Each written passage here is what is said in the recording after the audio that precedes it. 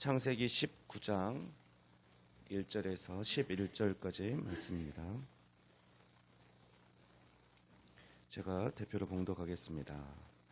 저녁 때에 그 두 천사가 소돔에 이르니 마침 롯이 소돔 성문에 앉아 있다가 그들을 보고 일어나 영접하고 땅에 엎드려 절하며 이르되 내 주여 돌이켜 종의 집으로 들어와 발을 씻고 주무시고 일찍이 일어나 갈 길을 가소서. 그들이 이르되 아니라 우리가 거리에서 밤을 새우리라. 롯이 간청하매 그제서야 돌이켜 그 집으로 들어오는지라. 롯이 그들을 위하여 식탁을 베풀고 무교병을 구우니 그들이 먹으니라. 그들이 눕기 전에 그 성 사람 곧 소돔 백성들이 노소를 막론하고 원근에서 다 모여 그 집을 에워싸고 롯을 부르고 그에게 이르되 오늘 밤에 네게 온 사람들이 어디 있느냐 이끌어내라. 우리가 그들을 상관하리라. 롯이 문 밖에 무리에게로 나가서 뒤로 문을 닫고 이르되 청하노니 내 형제들아 이런 악을 행하지 말라. 내게 남자를 가까이 하지 아니한 두 딸이 있노라. 청하건대 내가 그들을 너희에게로 이끌어내리니 너희 눈에 좋을 대로 그들에게 행하고 이 사람들은 내 집에 들어왔은즉 이 사람들에게는 아무 일도 저지르지 말라. 그들이 이르되 너는 물러나라. 또 이르되 이자가 들어와서 거류하면서 우리의 법관이 되려 하는도다. 이제 우리가 그들보다 너를 더 헤아리라 하고 롯을 밀치며 가까이 가서 그 문을 부수려고 하는지라.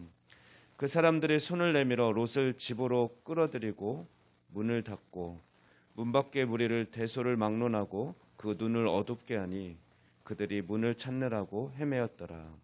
아멘. 네, 오늘 본문은 소돔의 죄악성이 얼마나 심각한지를 잘 묘사해주고 있는 말씀입니다.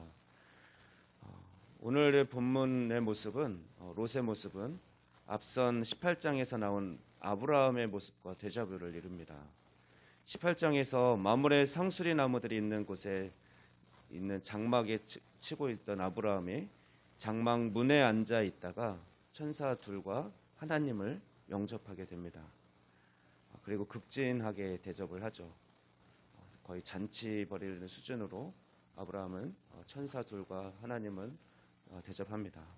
근데 마치 대꾸를 이루듯이 오늘 본문 19장에도 보면 롯은 소돔 성문에 앉아 있다가 천사 둘을 맞이하고 땅에 엎드려 절하였습니다. 그리고 천사를 알아본 롯은 이들을 그냥 보낼 수가 없어서 아브라함이 그랬던 것처럼 자신도 천사들을 초대하고 대접을 합니다. 그러나 천사들은 갈 길이 바빴기 때문에 롯의 제안을 거절하고 그냥 거리에서 자겠다, 노숙하겠다라고 합니다. 그러나 3절 말씀 보면 롯은 간청을 했고 결국 두 사람은 롯의 청을 받아들입니다. 그런데 이 결정은 롯 입장에서는 쉬운 것이 아니었습니다.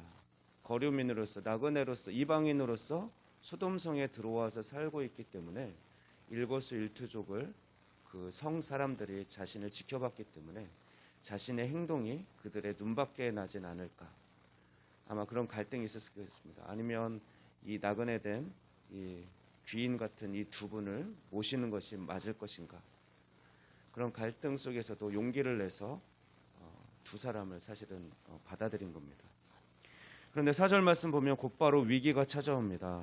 하나님의 천사가 왔다는 소리를 듣고 소돔 사람들이 순식간에 롯의 집으로 몰려들었습니다.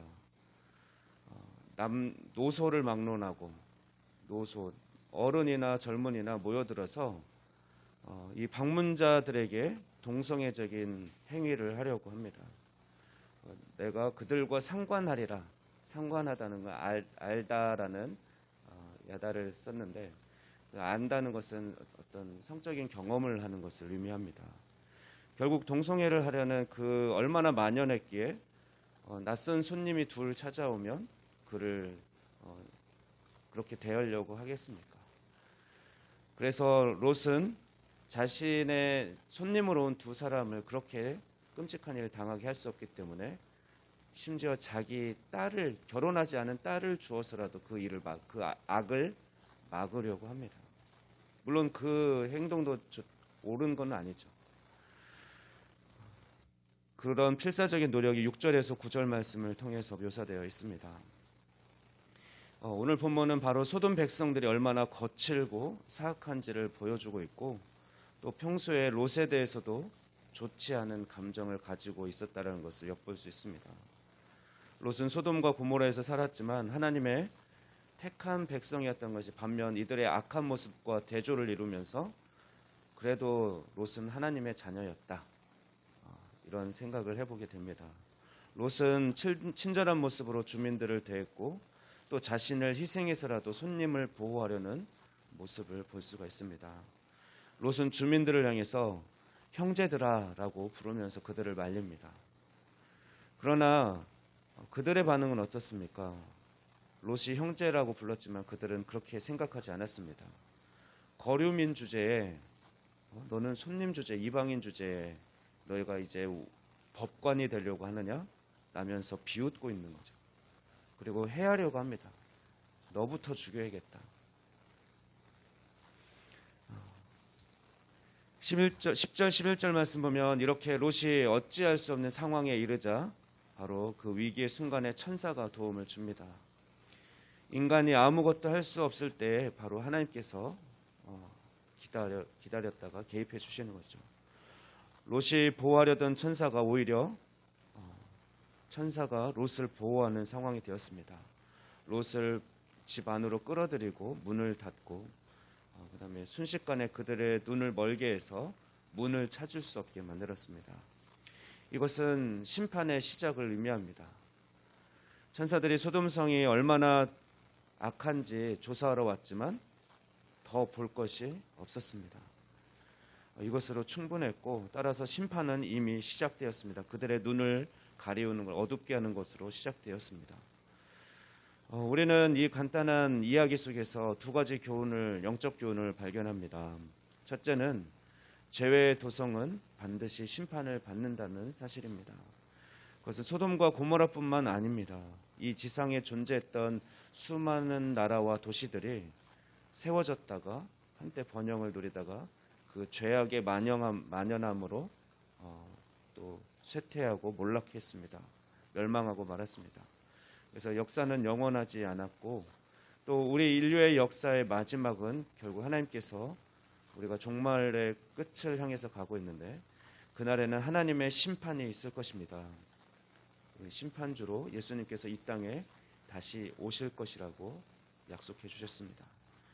두 번째로는 심판 중에라도 하나님께서는 당신의 백성을 구원해 주신다는 것입니다. 하나님의 사람은 그가 아무리 죄인들과 함께 그 속에서 살고 있다고 할지라도 결국은 하나님께서 그들을 지켜주시고, 그들이 결국은 또 하나님을 떠나지 아니하도록 또 선한 양심을 그 가운데 허락해 주셨다는 것입니다. 롯은 마지막 순간에 구원을 받았습니다. 아슬아슬하게 가까스로 구원을 얻은 것이죠. 오늘 우리가 부른 찬송가 273장에는 이런 가사가 있습니다. 나 주를 멀리 떠났다 이제 옵니다. 나 죄의 길에 시달려 주여 옵니다. 그 귀한 세월 보내고 이제 옵니다. 특별히 나 죄의 길에 시달려 주여 이제 옵니다 라는 고백이 약한 세대를 살아가는 우리들의 심정을 잘 표현한 노래 가사라고 생각합니다. 롯은 뒤늦게 철이 든 사람입니다. 죄 속에 빠져서 헤매다가, 사실 더 일찍 그 소돔성을 나왔어야 했는데 그러지 못하고 계속 머물러 눌러앉아 살다가 그렇게 헤매다 보니 나중에서야 하나님의 뜻이 무엇인지, 아브라함이 왜 그렇게 살고 있는지를 깨닫게 되었을 것입니다. 그러나 롯은 바로 그때 하나님을 붙잡았습니다. 그들의 악한 모습대로 동조하거나 그들에게 양보하고 지지 않고 끝까지 그들과 맞서 싸웠던 거죠. 우리도 이 시간 주님 앞에 내 생각과 내 뜻대로 행하던 그런 죄의 모습들, 죄는 내 자기중심성이거든요. 그런 모습들이 있다면 내려놓고 이 세상의 기준이 아니라 하나님이 기뻐하시는 대로 하나님의 말씀대로 살아가겠다고 다시금 결단하며 나아가는 이 시간 되기를 소망합니다. 기도하겠습니다. 거룩하신 하나님, 우리도 소돔과 고모라 같은 죄악된 세상에 살아갈 동안 그 죄로 말미암아 고통당하고 마음이 상할 때가 많이 있습니다. 하나님 아버지, 그러나 이제는 하나님과 진정한 만남을 통해 이 죄악의 세상에서 그들과 동조하지 않고 맞서 싸워 승리할 수 있게 하여 주시옵소서. 이제부터라도 모든 것을 우선하던 내 생각대로 판단하고 결정하던 것을 내려놓고 오직 하나님의 뜻을 구하고 하나님만 붙잡고 하나님 뜻대로 살아가는 우리가 되게 하여 주시옵소서. 감사드리며 이 모든 말씀 우리 주 예수 그리스도의 이름으로 기도합니다. 아멘.